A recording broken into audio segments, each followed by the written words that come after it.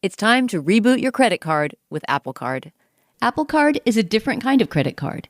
It gives you up to 3% unlimited cash back on everything you buy. It's real cash that never expires or loses value. And you can use it on anything. Grab a morning coffee, pick up a tab, or pay back a friend. Apply now in the Wallet app on iPhone and start using it right away. Apple Card issued by Goldman Sachs Bank USA, Salt Lake City branch. Subject to credit approval, daily cash is available via Apple Cash Card issued by Green Dot Bank, member FDIC, or as a statement credit. Terms apply. This episode is brought to you by Schwab. Do you ever think about your money? Sure you do. You probably think about it all the time. But guess what? Your money has been thinking about you too, and it wants you to know that a financial plan can lead to 2.7 times higher net worth on average. That's why Schwab makes starting one easier than ever, with one-on-one guidance from a financial consultant and a complimentary online retirement plan that you can start in as little as 15 minutes. Plus, track your progress with free digital planning tools. So what are you waiting for? Visit schwab.com/plan today to learn more.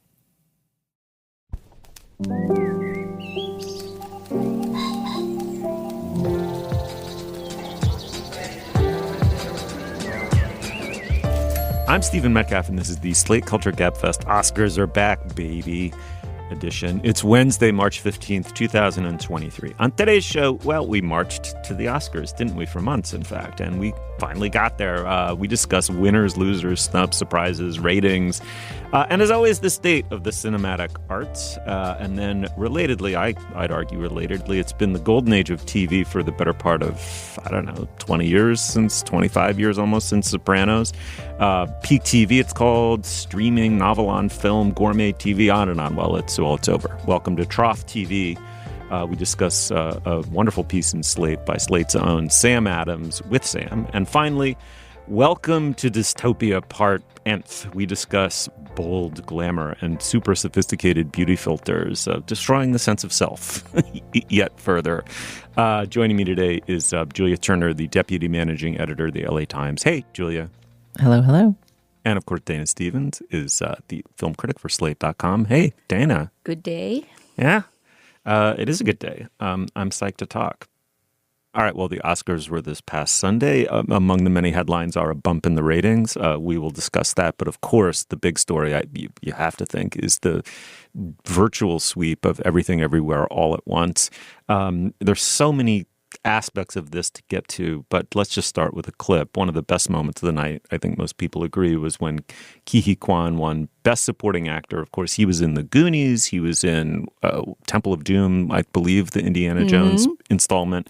And then disappeared as an actor. In some way, kept working in Hollywood, but not really principally as an actor. He was a stunt coordinator. And various other things. And here he is. He won Best Supporting Actor for his role in Everything Everywhere All at Once. It's a very moving fact and an appropriately moving speech went with it. Let's listen. I owe everything to the love of my life, my wife Echo, who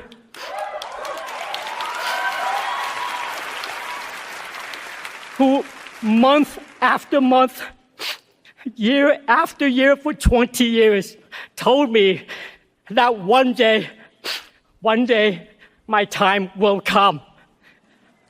Dreams are something you have to believe in. I almost gave up on mine. To all of you out there, please keep your dreams alive. Oh, do I have to keep my dreams alive, Dana? Yes, Ke, he told you to. No. Oh, that just got me again, even hearing it. I know. It's funny watching that. That was very early in the ceremony. It was one of the very first awards. And I got teary, of course, because watching somebody be that moved, you just almost sympathetically tear up with them. And I remember thinking, here we go, the first of many times. And that was the only time I cried in the whole ceremony. But it was worth it. I totally agree. And he was really wonderful in that movie. I didn't know his story when I saw brilliant. it. Oh, he's brilliant. Tremendous. The way he would shift is so funny. His universe shifts in that movie. Brilliant. Well, this is a perfect gateway to, I think, what has to be the initial discussion, which was, every, I don't know how often it is, 5, 10, 20 years. I mean, a movie really dominates the award show. And this year, I think in many unprecedented ways, right? Everything Everywhere All at Once did. Dana, Was that a surprise to you? Do you think it was merited? Do you have any sort of strong opinion either way, and it's sort of owning the night? Yeah, I'm going to be my usual boring, nonpartisan Oscars self. Like it was not a huge surprise that it won Best Picture. I think it was the favorite for that, or that Michelle Yeoh won. I think maybe the extent of the sweep, like the directing award going to the Daniels and things like that, was maybe somewhat of a surprise. But I'm not as big into prognostication to tell you what the degree of surprise. I can say that I just in theory don't love it when any movie sweeps too much. I like the wealth to be shared around because it just makes for a more interesting ceremony.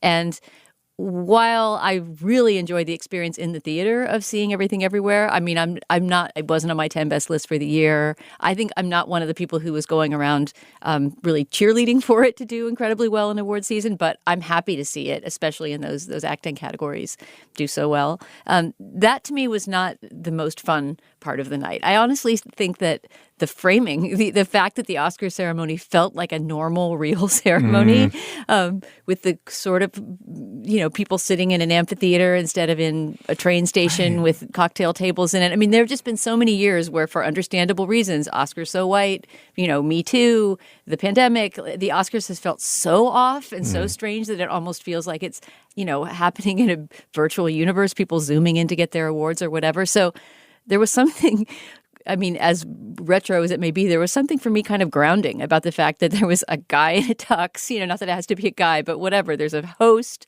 there's an audience, there is, people going to get their awards in person. It felt a little bit like the movies are back, baby. And I think the viewership kind of reflected that, right? There was something of a jump in viewership numbers this year.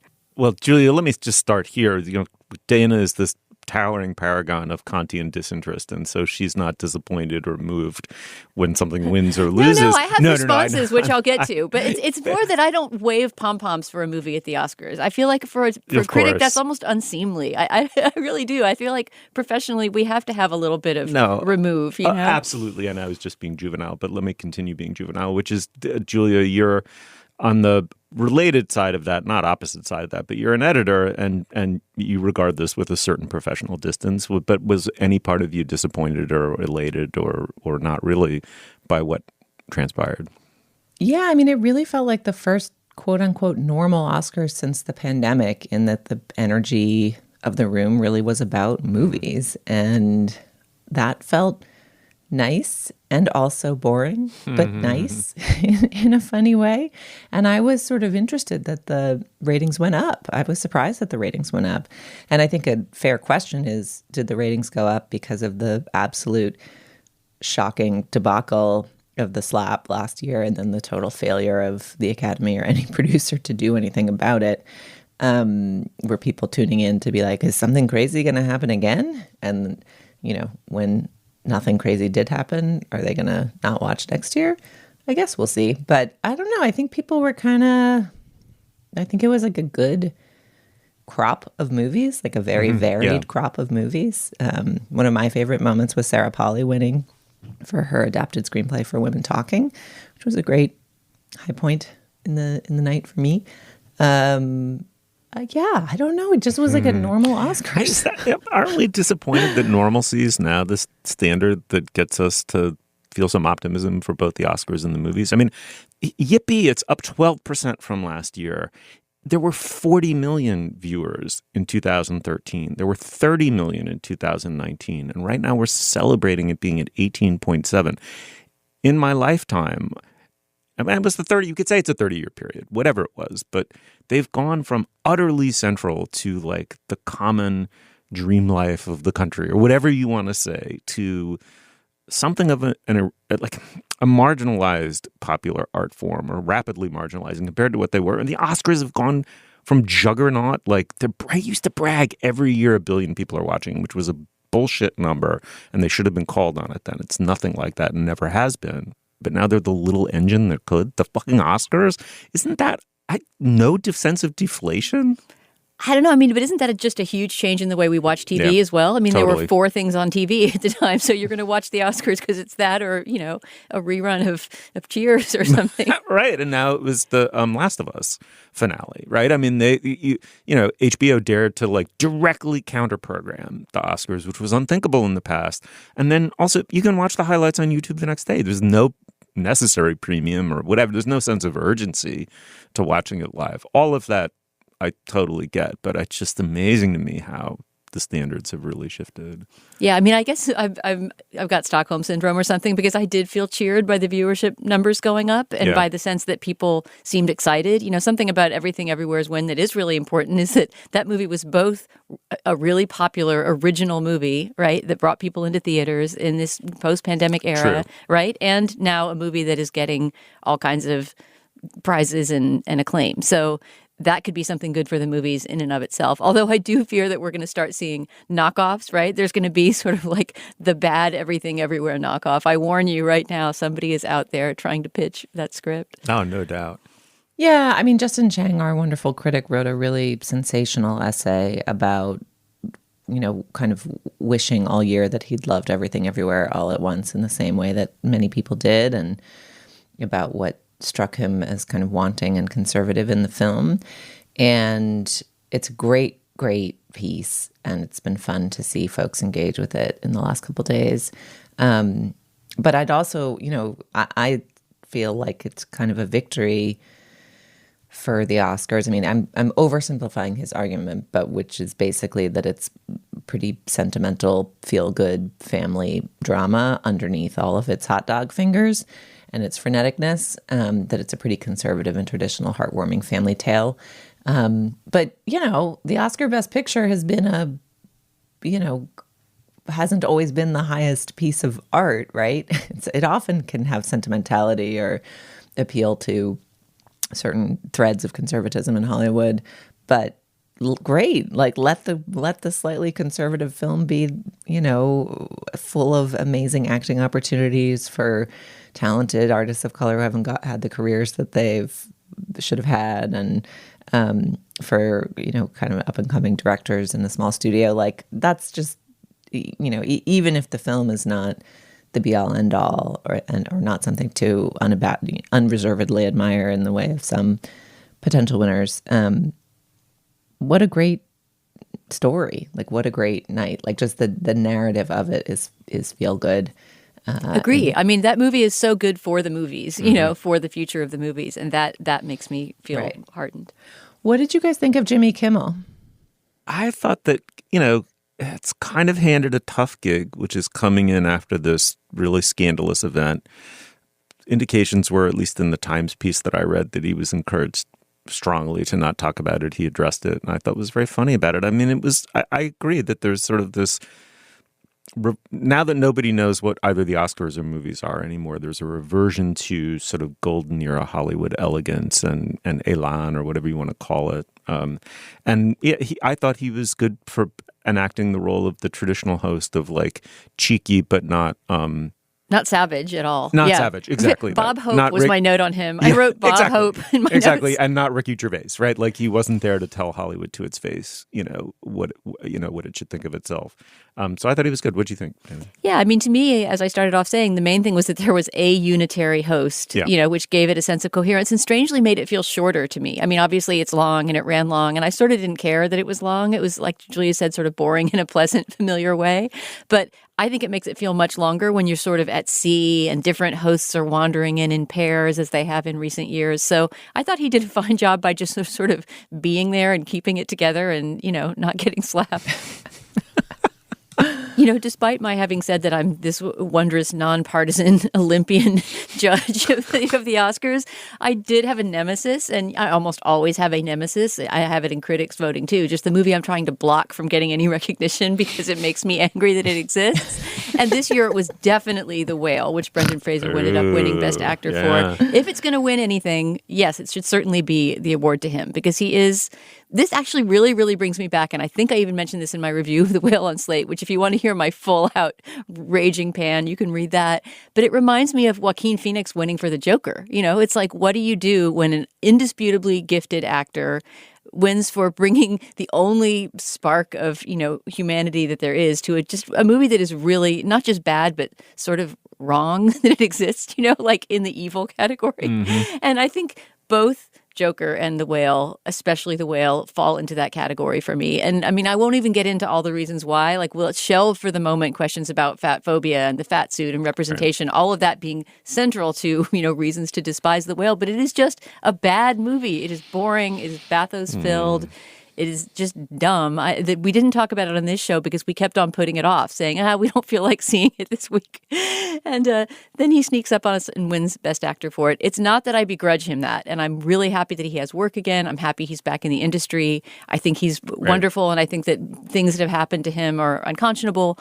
But it's a bad movie, and I hate to see it get that recognition, and I hope somebody is not out there trying to pitch The Whale 2 blowhole forever.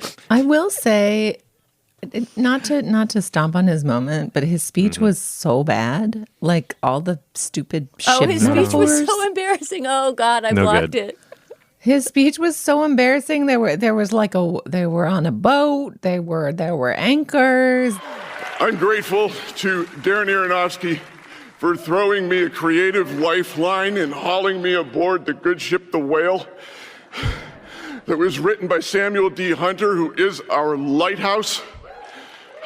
We were riffing at it in the room with my friends where we were watching the Oscars, just adding on every possible Ahab, Ishmael metaphor we possibly could. Like, call me Brennan. I mean, it would be so hard to do one of those speeches and to nail the kind of spontaneity that people want without actually fucking it up through your actual spontaneity. But that one needed a brisk at it.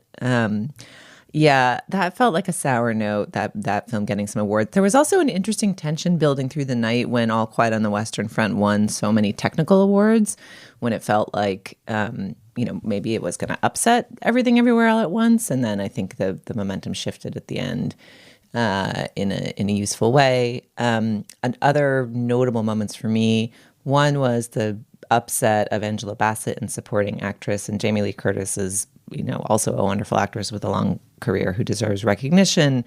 But there was like a real look of heartbreak on Angela Bassett's face when Jamie Lee Curtis's name was announced that really twinged me, and I think she was,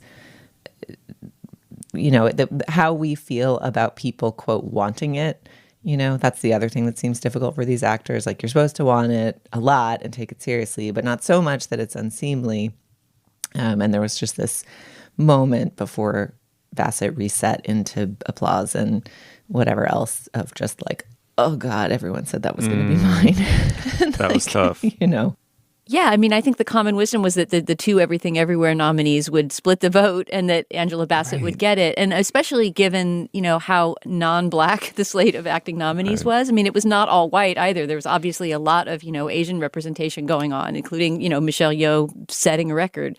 But yeah, there was almost no one Black on the acting slate, and so it was sad to see her lose it. She also looked so fantastic. I just have to get in one fashion statement and say I really wanted to come to hear her speech and see her incredible purple dress on the podium. Right. So yeah, that was a bit of a letdown for me that she didn't get it. I will also say that Cate Blanchett's dress was the other best dress that didn't stand up. Really, I mean, not surprising. She's always the best, but that was a great dress. But no, the other thing I would posit about this show is that has Lady Gaga proved herself the single best Oscar performer of all time? Like, the shtick of that performance of rubbing off the face, that her bold glamour filter just like stripped from her face, and the, kind of MTV Unplugged 1998 vibes in the middle of all this glam. And there was also something interesting in the cinematography of the show, like the camera or the direction of it. The cameras were pushing way up. It was way up in Ke Huy Quan's face and way up in like the French braid part of Lady Gaga as she was singing, but I thought it really worked. I'm like ready for her to write a song for a movie every year and perform it every year. I mean, the randomness of that performance choice for that song, right? The movie about fighter pilots with a big power ballad. And she shows up in full glam makeup with this corseted gown and, smoky eyes. And then you have to picture her just running backstage to start scrubbing everything off to go appear in torn cutoffs layoffs to sing this angsty anthem to fighter pilots. It's just, I love that she always surprises you, Lady Gaga. I was all in. All right, I just have to quickly say, okay, like all my Kantian disinterest going up in smoke here. I had two rooting interests, and I was heartbroken for both of them. The two best things I saw last year by far were All That Breathes and My Year of Dicks. Please seek them out. They both got hosed as far as I'm concerned. Robbed. Highway robbed. I knew All That Breathes wouldn't win, but I'm happy that it got the recognition to be nominated. The nomination. Same with Marcel the Shell. Zero chance of winning, but maybe a few more people will see it. All right. Well, it was the Oscars. Everyone has an opinion. Shoot us yours, and we'll discuss over email. All right, let's move on. It's time to reboot your credit card with Apple Card. Apple Card is a different kind of credit card. It gives you up to 3% unlimited cash back on everything you buy. It's real cash that never expires or loses value. And you can use it on anything. Grab a morning coffee, pick up a tab, or pay back a friend. Apply now in the Wallet app on iPhone and start using it right away. Apple Card issued by Goldman Sachs Bank USA, Salt Lake City branch. Subject to credit approval, daily cash is available via Apple Cash Card issued by Green Dot Bank, member FDIC, or as a statement credit. Terms apply. All right, Dana, let's hear from another sponsor. Let's keep the lights on here. What do we got? Steve, this episode is brought to you by Charles Schwab. Schwab's passion for serving clients is more than standard practice. It's part of who they are. With transparent pricing, 24/7 live support, and a satisfaction guarantee, the people at Schwab go the extra mile to help you on your investing journey. They're not just financial people, they're people too. Learn more at schwab.com/whyschwab. All right, before we go any further, this is typically in the podcast where we discuss business. Dana, what do you have? Stephen, we have but one item of business, and that is to tell listeners about our Slate Plus segment today. After the main show, we're going to have a segment about an article in the New Yorker that went a little bit viral last week and certainly caused some lively conversation in our group chat. It's called Agnes Callard's Marriage of the Minds, and it's a sort of profile of the philosopher Agnes Callard, who I think Steve has endorsed on the show before a couple times, some of her philosophical writing. She was best known to me for rubbing people the wrong way on Twitter, and we'll talk about that in the segment as well. But this piece in the New Yorker is about her unconventional domestic situation, which we will talk about more in our Slate Plus segment, and I think have a very lively argument about, because I think we have a strong disagreement on whether this piece is any good and should have been in the New Yorker in the first place. If you're a Slate Plus member, you can stay tuned for that segment at the end of this show, and if you're not a Slate Plus member, you can sign up today at slate.com/cultureplus. When you sign up for Slate Plus, you get ad-free podcasts, you get bonus segments like the one I just described, which lots of other Slate shows have as well, and of course you get unlimited access to all of the great writing on Slate. You'll also be supporting us, our work, and the journalism of our brilliant colleagues. These memberships matter a lot to keep Slate going, so please sign up today at slate.com/cultureplus. Once again, that's slate.com/cultureplus. Okay, Steve, let's make a show. All right, well, the age of peak TV, the halcyon days when streamers could throw money at established creators and talents alike, and no idea was too strange to try for a season 3, is drawing to a close. So writes Sam Adams in Slate. Sam, welcome to the program. Hi, thanks for having me. I should say you're a senior editor of the Culture Blog, and a very, very, very, very close friend of this program. It's always great to have you back on. This is a terrific piece. It's getting picked up a lot. You have a wonderful coinage. As you say, it's becoming clear what's going to replace peak TV. You have a wonderful description of it, but let's just get to the name, which is so good. Call it Trough TV, when the networks that once aimed for the stars now see how low they can go. Wow, that is... I mean, those are fighting words, but I think it's one of those things where as soon as someone comes up with the coinage, everyone sees it's true. We're not, whether we're in the trough and who knows how low we can go, we are definitely not in the peak. Make the case for our listeners. Well, I mean, this started, and I didn't realize that I was thinking about this at the time, but it started, I think, towards the end of last summer when I started having this feeling that I couldn't quite recognize because it had been so long since I felt this way, but it was the feeling that there was nothing good on. Yeah. I started out watching TV in the age of the, VCR, and if you missed something the first time you watch it, there was never any chance to see it again. And we've been in this really age of tremendous superfluity, especially since almost exactly 10 years ago when House of Cards debuted on Netflix, which really sort of kicked off the original streaming boom. And there's been a lot of volatility in that area recently, especially over the last few years. Every studio decided to launch their own streaming network basically at the same time if they hadn't already. The pandemic kind of juiced the market, and then that audience went away. So there's been a lot of shifting back and forth. And some of the trends that were already starting to make themselves felt before that, namely that the streaming boom was kind of consolidating into something more like the movie business, where everybody's chasing after the same pieces of highly coveted intellectual property, and they're not kind of trying all this funky, weird stuff just to see what works. And now that the bottom has started to fall out of the market just a little bit, Netflix's stock had a huge drop last year because they lost not very many, but a few subscribers for the first time. They're really deserting this kind of what to me was a lot of the most interesting kind of niche stuff in droves. Yeah, can you just run our listeners through some of the examples of the cancellations or the never showns or the never wases or the specific things they can no longer see? Right. Well, the specific example that got me thinking about this is this Joss Whedon show called The Nevers, which debuted on HBO a couple years ago. It was a very big deal when it was announced because the creator of Buffy the Vampire Slayer was making his first new show in over 10 years. There's a whole host of other reasons why that show was kind of in trouble to begin with, namely that he got he left midway through the season, was probably encouraged to, because all these reports of misconduct were surfacing. But that debuted as this huge big ticket show.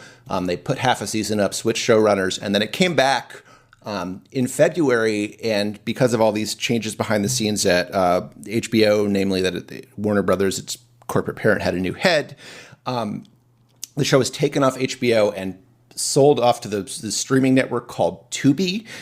So if you wanted to watch the second half of what had been this very big show, you had to watch this streaming network from 2 to 5 p.m. on a consecutive Tuesday and Wednesday, and that was it. And this is kind of the worst arrangement since before the dawn of the VCR.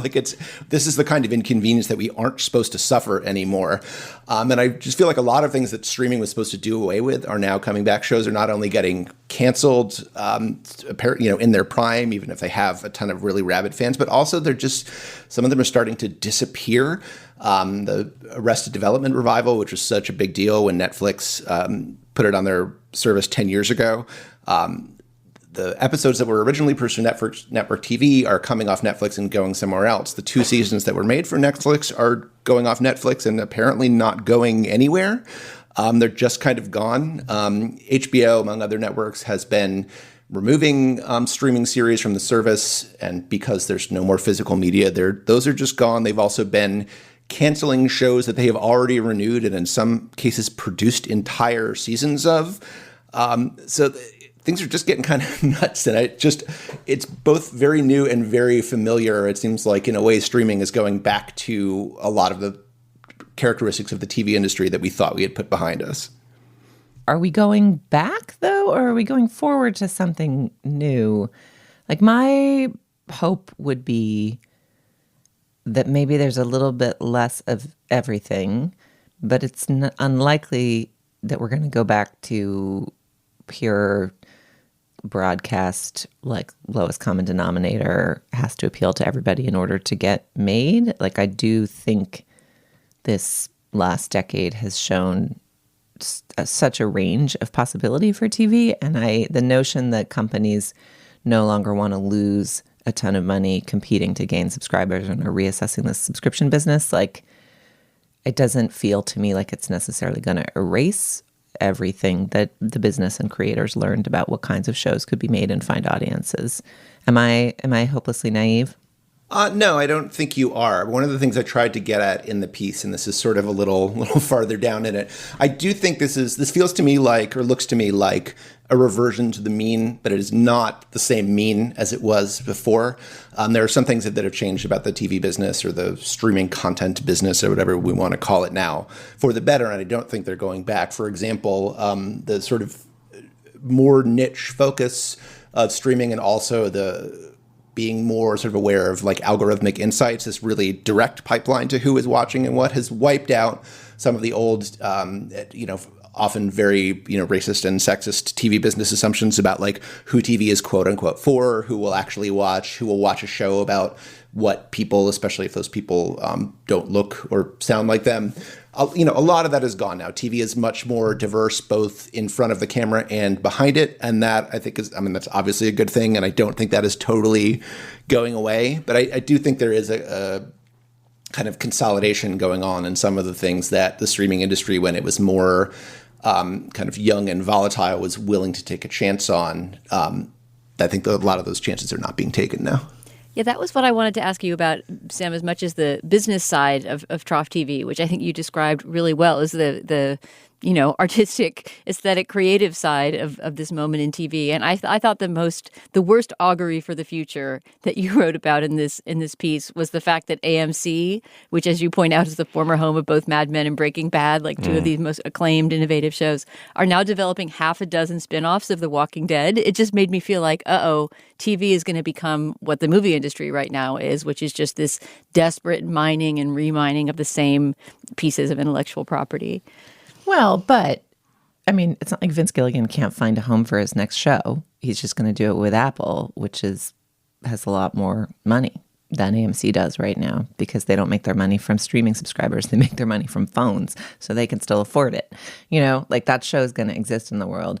And, the case of Matthew Weiner's television career is more complicated and involves having spent gajillions of dollars to make a show for, Amazon? But perhaps we'll hear from him again, too. No, that's correct. And I think it also, when you're dealing with somebody like, Vince Gilligan or Matthew Weiner, like they are the IP at this point. So whether Vince Gilligan is doing another, Better Call Saul spinoff or whatever, or, Matthew Weiner's doing Madder Men, they have enough cachet to get their product made at whoever is, wherever the money is flowing at this particular moment. And there are, more spigots than ever before. It's more sort of, where the next, Weiner or Gilligan or the next, show of that nature is going to come from. Yeah, that was what I was going to say. Martin Scorsese can still get, a movie made, or exactly because he became the branding device for it. But, it doesn't renew itself, it has in Hollywood. It's not as though we don't know the name of plenty of directors under the age of 40, but not in maybe quite the same way.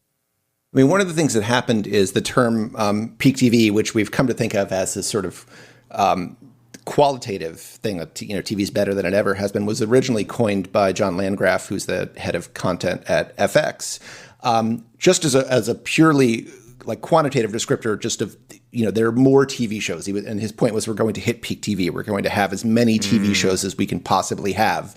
And that took longer than he thought it was. But he's now saying, like, we probably did it last year. Like, there were almost 600 new TV shows on the air, whatever that means now, last year. And we're probably not going to go higher than that. So you can't continue growth in the same way when it's just impossible to have more shows.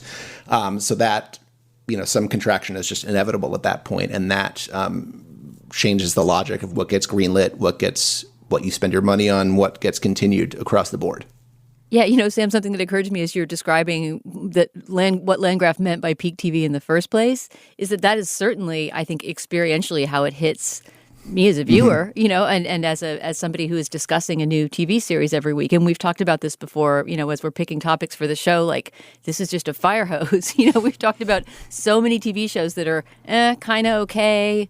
5 episodes in, it kind of takes off. Obviously also, the quality of any content that we talk about is going to vary. But television in particular just seems like this place where you could just, throw a dart at random and there's an okay TV show to talk about. And so obviously in the minds of consumers as well, that's going to saturate at a certain point. And you just don't want to keep exploring because you've had that experience too many times. Right.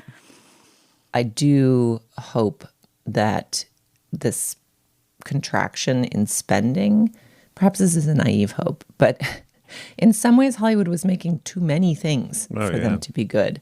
Like on the one hand, it was making so many things that 1,000 flowers were blooming, and you could get, many, many wonderful quirky shows that if you told somebody in the 1990s they were going to be, made by a major company, you'd be like, what? Where is culture going? Exciting.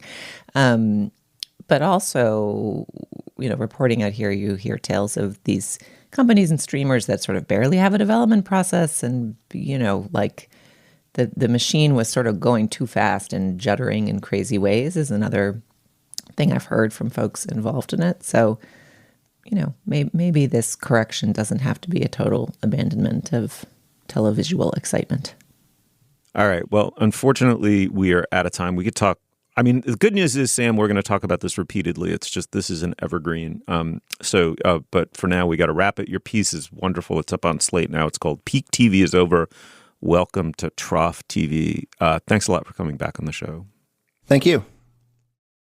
All right, let's keep the lights on here at the Culture Gabfest. Let's talk about a sponsor. Dana, what do you got?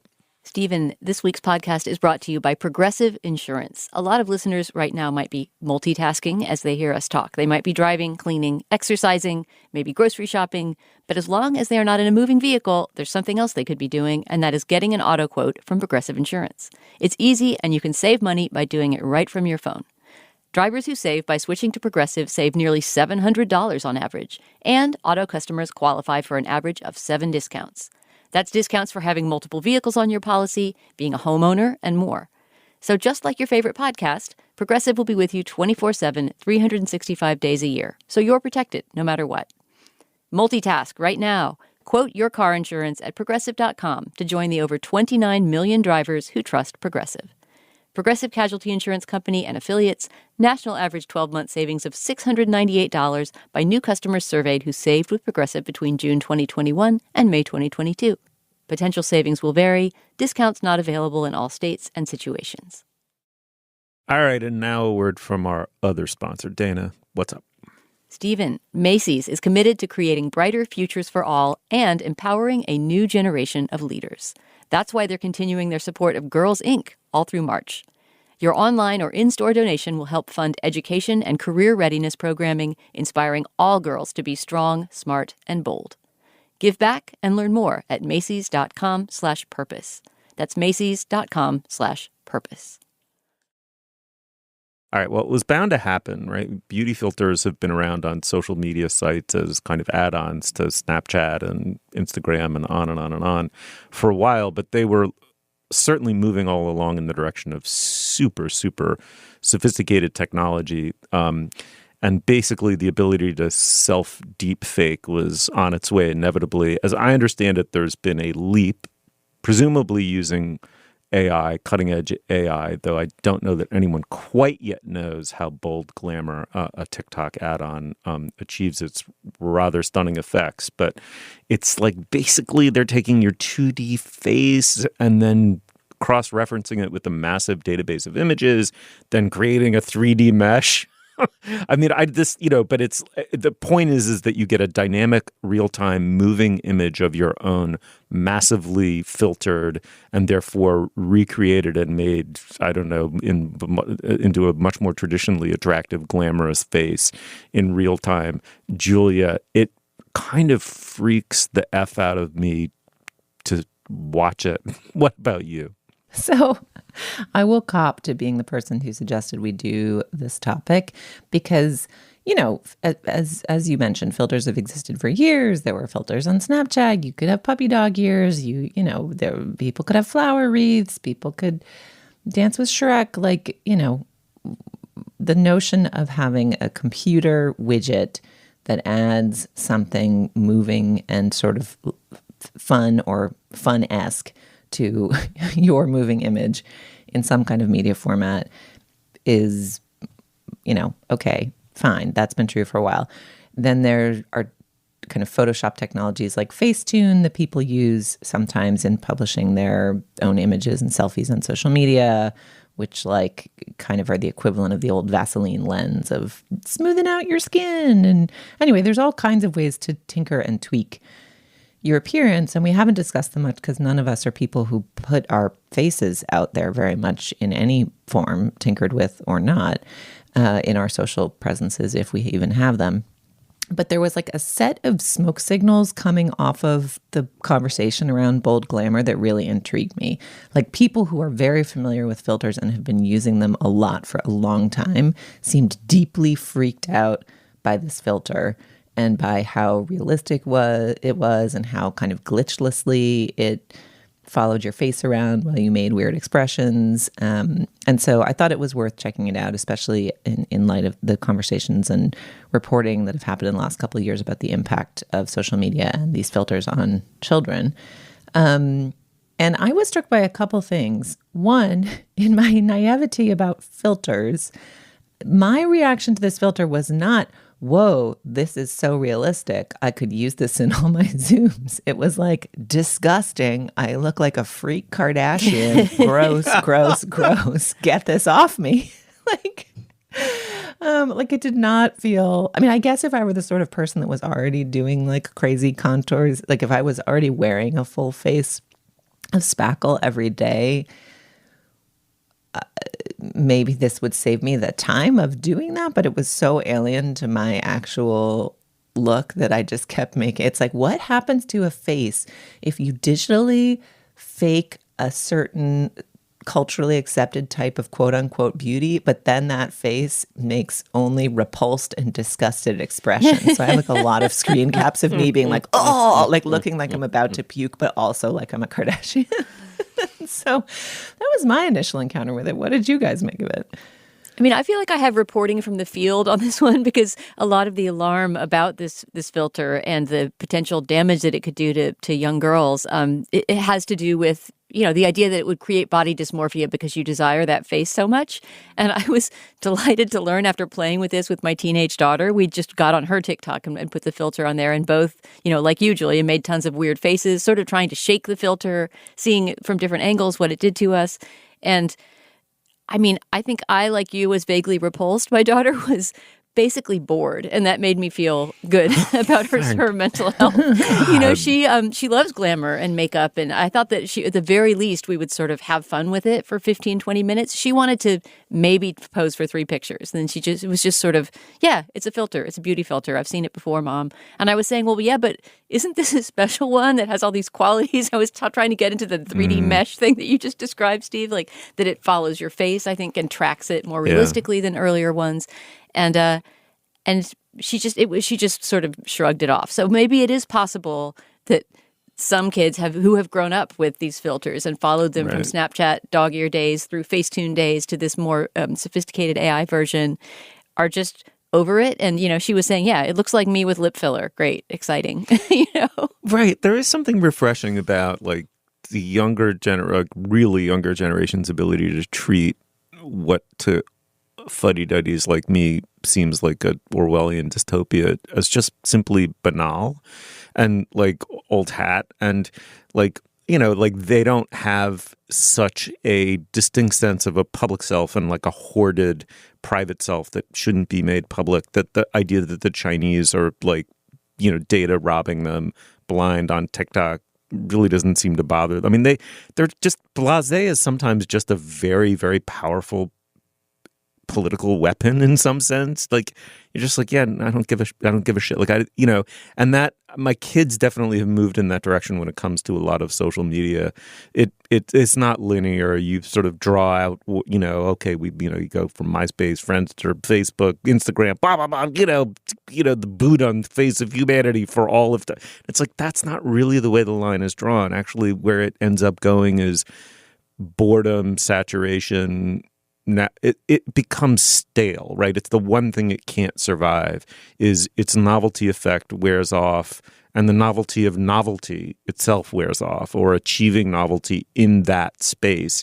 So it becomes more outre at the same time that it becomes more boring in some sense. And the only good index of that is the sensibility of young people, because old people were decrying it as Orwellian 15 years ago. And so, yeah, my kids have the same attitude towards TikTok as like, why would you even bother worrying about TikTok?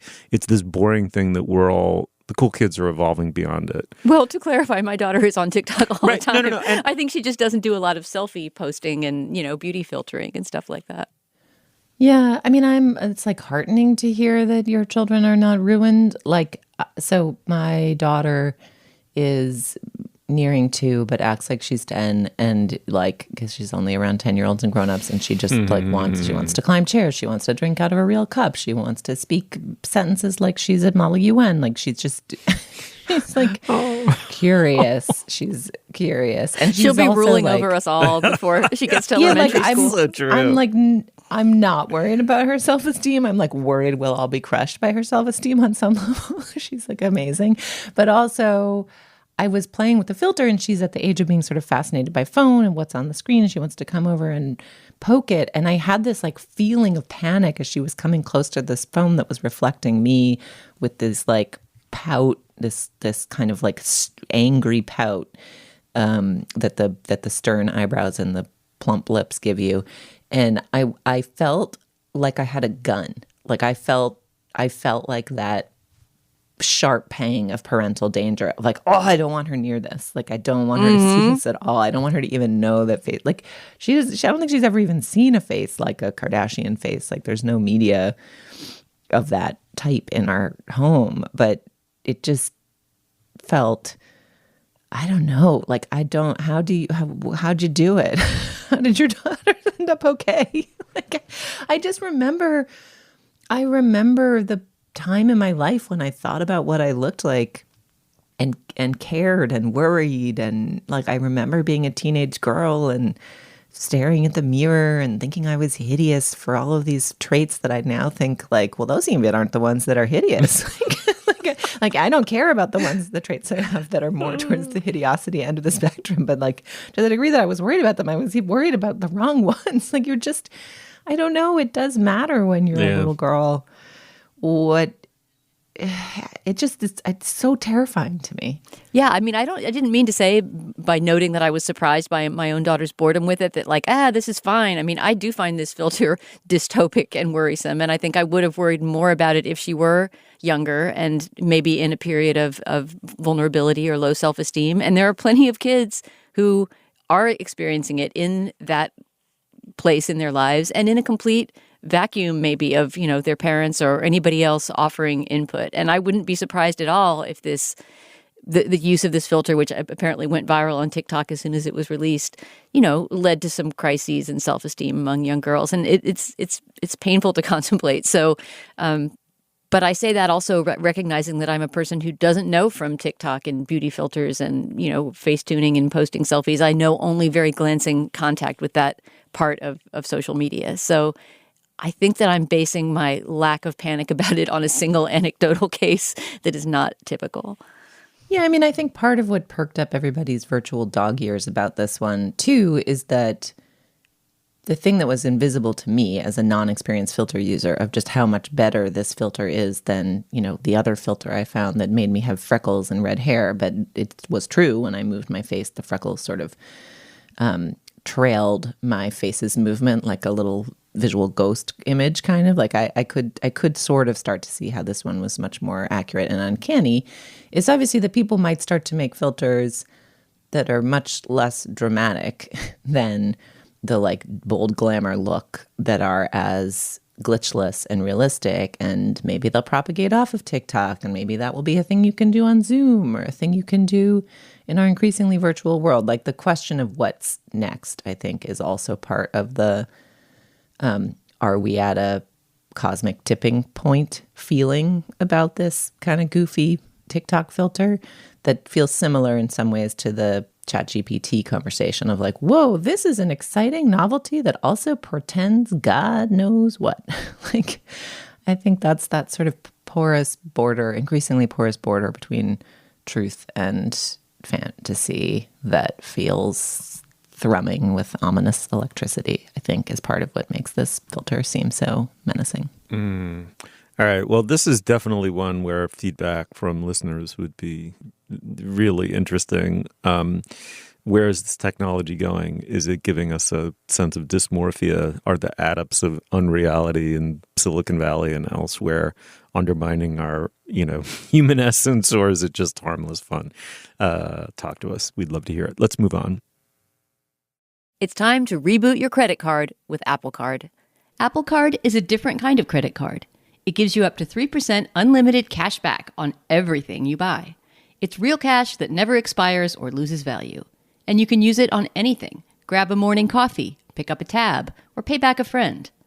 Apply now in the Wallet app on iPhone and start using it right away. Apple Card issued by Goldman Sachs Bank USA, Salt Lake City branch. Subject to credit approval, daily cash is available via Apple Cash Card issued by Green Dot Bank, member FDIC, or as a statement credit. Terms apply. All right. Now is the moment in our podcast when we endorse. Dana, what do you got?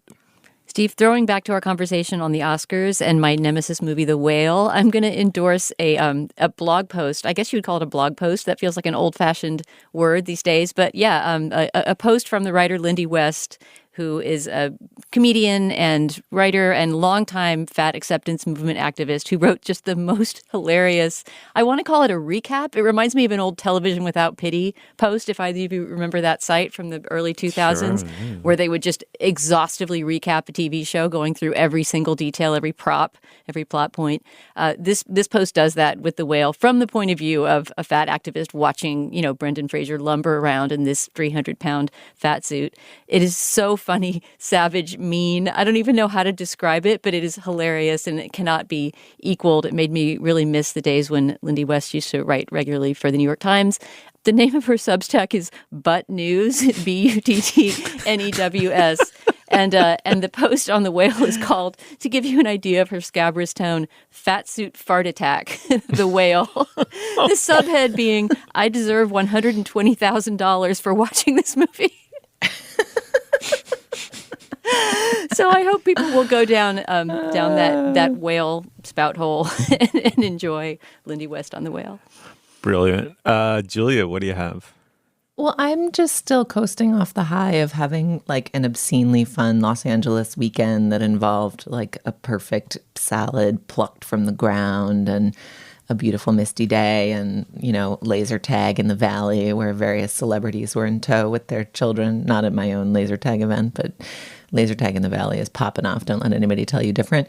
But one of the very, very fun things that I did that I would recommend to our listeners is attend the Cartoon Club. There is a monthly cartoon club at the New Beverly Cinema, which is a revival house here in Los Angeles. I think Quentin Tarantino saved it a number of years ago. And once a month at 10 in the morning, they show, a couple hours worth of old animation. So we saw a mix of Warner Brothers and Looney Tunes. We saw old Disney. This was a compilation of things that had won the Oscar for cartoon, which is, I think, what the award was initially called. Animation historian Jerry Beck was there to talk through some of what we were seeing. We took our sons and one of their best friends and had popcorn and Reese's Pieces and Sour Patch Kids and soda. And there was families and kids and animation nerds, and just was like a great crowd of film lovers and really fun to see, an old Pink Panther short, all of this stuff that I had only experienced as kind of television background noise on whatever syndicated channel I was watching as a kid as like main attraction art. So anyway, it's a monthly feature. There's plenty of great stuff and great programming at the New Beverly among LA's many great revival houses, but bring your kids to Cartoon Club. It was pretty fun. Ah, that's awesome. I follow them on social media just because they have such a pleasing release calendar, and I'm very often jealous of things shown at the New Beverly, which also, don't they do a lot of 35 millimeter projection? I feel like almost everything they show is on film, which in itself is exciting to me. They definitely do. Yeah.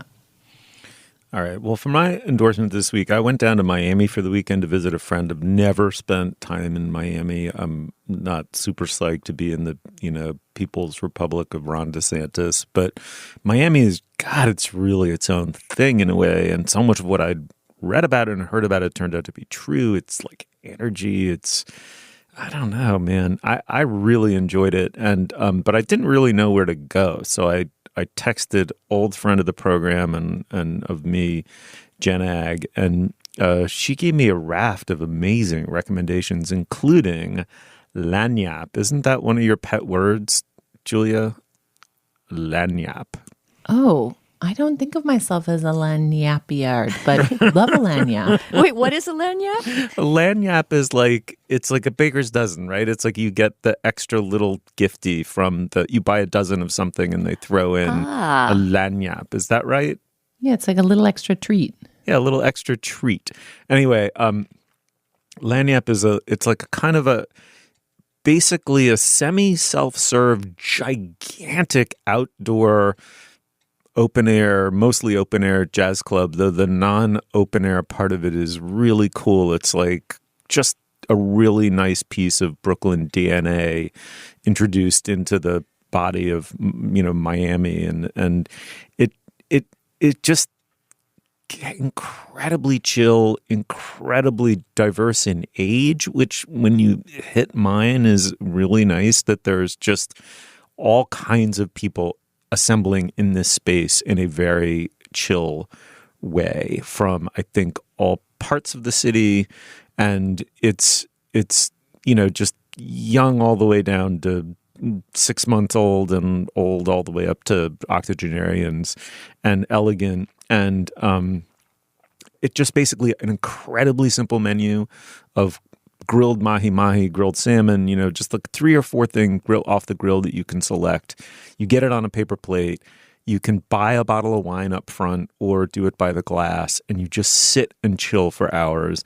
And then at 9 o'clock every night, there's live music. It was great. I loved it. I am a huge fan. I hope there are Miami people listening and can second this. And that name, once again, is Lagniappe. I'm probably mispronouncing it. Lagniappe. Ha! Nice. I can spell it. I may not know what it means, but I can spell it. Guys, should we do our first post-pandemic live show in Miami? Oh, my God, yes. At the Lagniappe. At the Lagniappe, yeah. It was all a sponsored post ruse. in the end.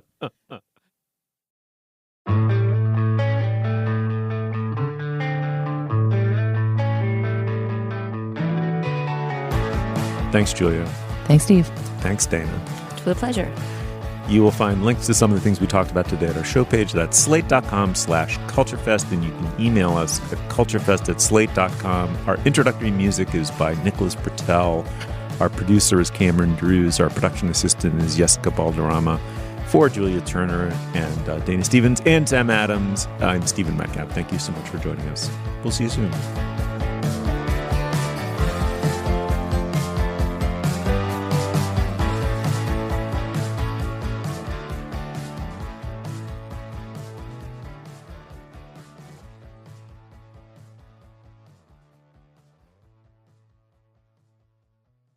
Hey everybody, it's Tim Heidecker. You know me, Tim and Eric, Bridesmaids, and Fantastic Four. I'd like to personally invite you to listen to Office Hours Live with me and my co-hosts, DJ Doug Pound. Hello. And Vic Berger. Howdy. Every week we bring you laughs, fun, games, and lots of other surprises. It's live. We take your Zoom calls. Music. We love having fun. Excuse me? Songs. Vic said something. Music. Songs. Music. I like having fun. I like to laugh. I like to meet people who can make me laugh. Please subscribe now.